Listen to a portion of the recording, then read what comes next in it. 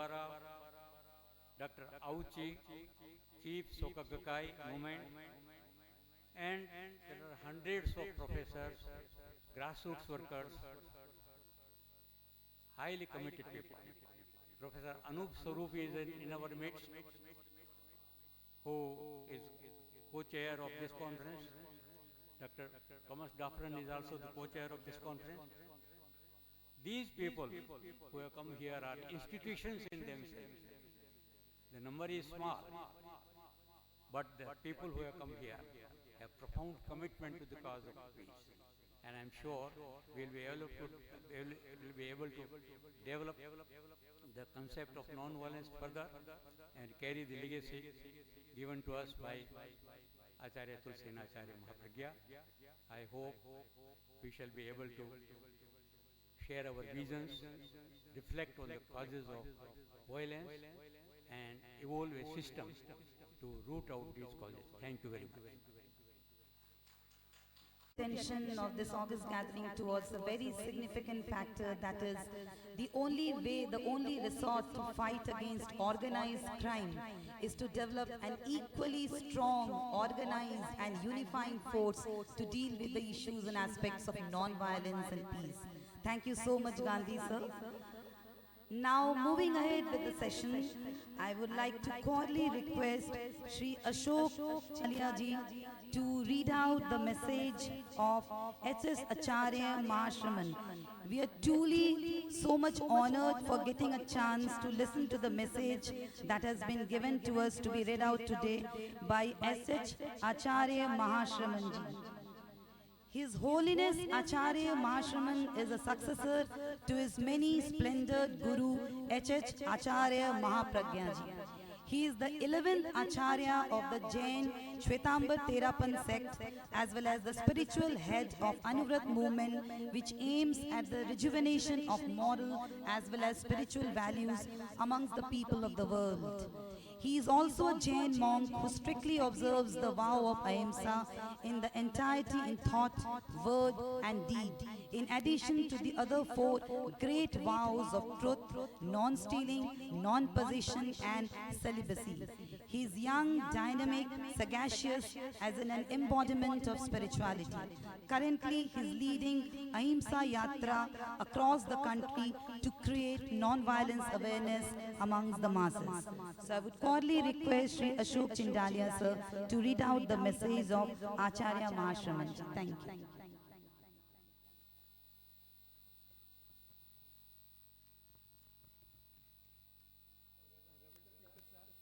With your permission, I read the message from His Holiness Acharya.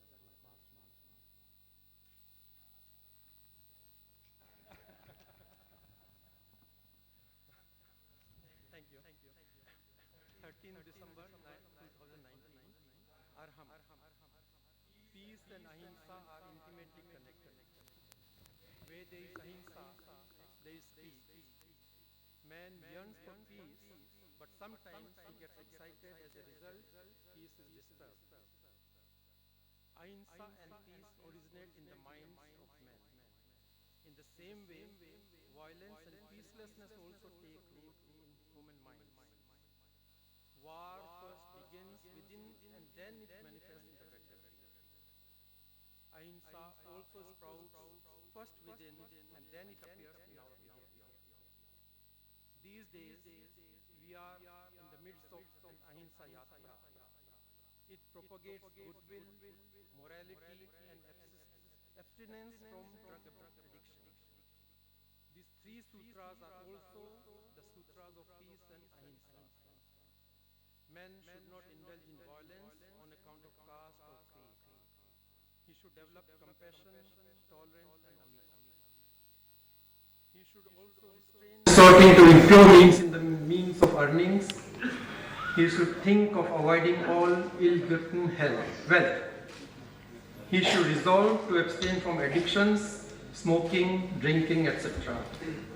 It will be instrumental in promoting ahimsa and peace. Yug Pradhan Acharya Sri Tulsi launched the Anuvrat movement for establishing peace in the world. His legacy is being continued by Yug Pradhan Acharya Sri Mahapragya ji. further by means of Preksha meditation and Jivan Vigyan, etc. Anvati Vishwa Bharati is always in the forefront of the efforts for promoting peace and non-violence. I wish that this 3-day conference in peace and non-violent action may further strengthen the cause of peace. I wish the conference a great success. Acharya Mahasraman, Karnataka. Thank you. Really enlightening the August gathering over here. Now I would like to request Dr. Thomas Daffran, sir. He has also been one of the major pillar stones of every international conferences on peace and non-violent action. I think Dr. Daffran doesn't require any introduction, but still as a sort of customary, I would like to introduce you all with his brief profile. Dr. Thomas Daffran is a philosopher, historian, poet, lecturer, musician, consultant, as well as peace studies specialist. His academic background includes degrees in European and world history and a long period of intense personal study in areas like philosophy, religion, as well as history of ideas, together with over 30 years of teaching experience in the same fields. He has also trained and practiced in conflict management, which is truly the need of the hour, within communities and schools, specializing in multi-faith and multicultural mediation. He was awarded his PhD from the University of London for a thesis which explores the history of the search for peace from 1945 to 2001 and which proposes a new field of historiography. He has lectured in peace studies, philosophy, as well as religious studies for many years at the Universities of London and Oxford, and has spoken twice at the United Nations headquarters about the role of universities in changing the climate of fear and violence on the planet to one of trust and wisdom seeking. He is the founder as well as coordinator of International Philosophers and Historians for Peace. It's a great moment of privilege for me to once again cordially invite Dr. Daffran, sir. Sir, please kindly come up on the stage and deliver your address. Please, sir.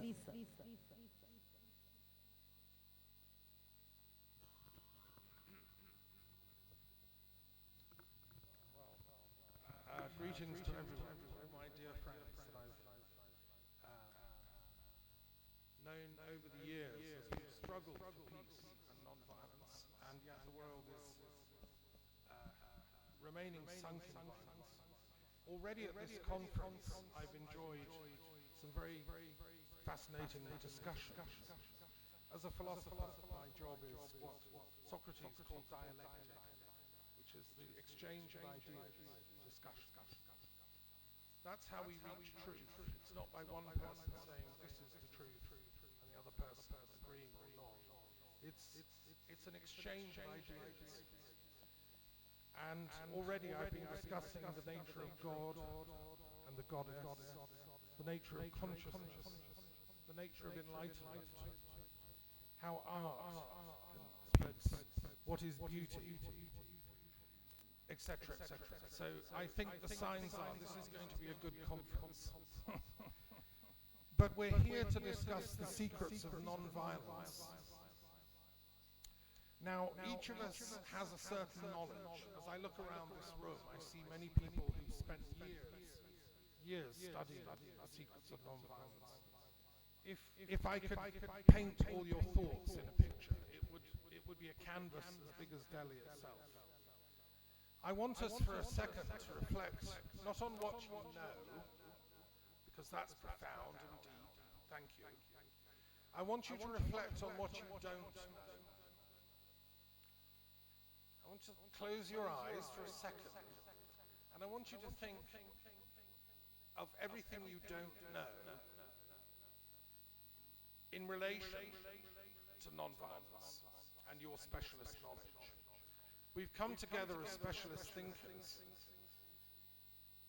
to discuss what we know, but I'm going to make a proposition. The most important thing we can bring to this conference is what we don't know. Because it's only as we extend into what we don't know that our knowledge can grow and deepen. If we go away from this conference with just what we knew already when we came, nobody's learned anything. If we bring to this conference, in truth, what we don't know, and we share that with each other, then we can go away, each of us, all of us, much deeper and better informed. So the most precious thing you can bring to this conference is what you don't know. Now, what you don't know will be an extension of your knowledge fields. I want to tell you a story. There was a famous druid and a judge in Ireland, and he was called Moran. Now, when he was born, he was a little boy. He was born with a bag of skin on his head. And his parents looked at him and said, "This is terrible. This boy is deformed. Take him away to the mountains, kill him." But the people that did that didn't. They refused to kill this little boy. They looked after him, and he grew up, and gradually the bag of skin fell away. It was just a strange freak of nature. And in time, he grew up to be the wisest judge in all of Ireland. And he's commemorated in the sacred scriptures of the Druids for being the most just judge in the history of Ireland. I want to take that metaphor because he then became a trainer of the young boy called Cuchulainn.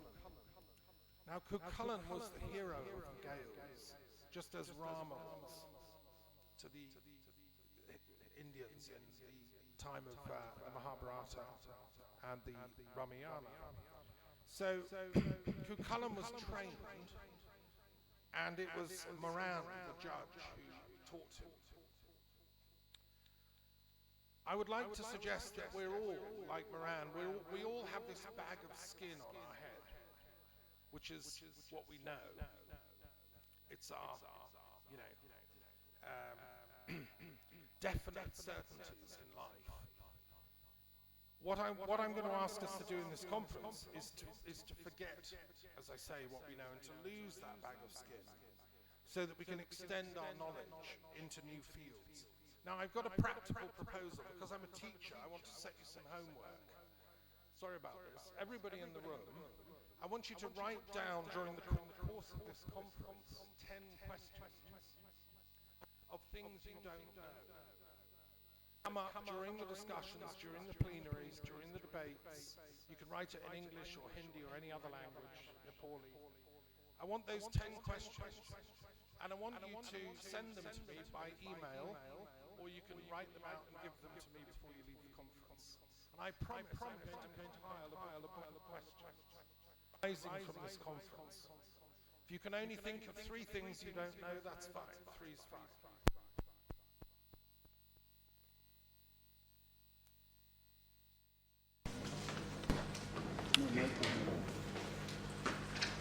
Okay, and the other thing I'm offering is that during this conference, there will be a late night workshop meeting every evening around supper time, sometime between 8 and 10 o'clock, for the World Intellectual Forum. It's mentioned in the brochure, and I have the honor of helping coordinate that as a think tank.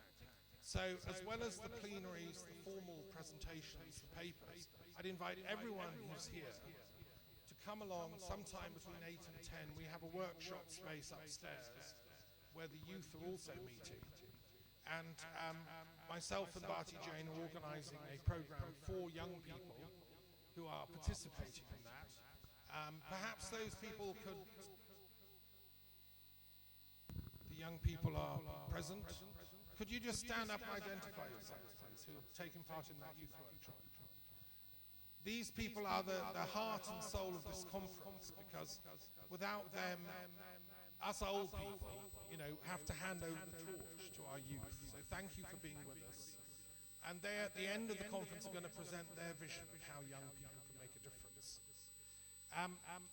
Thank you.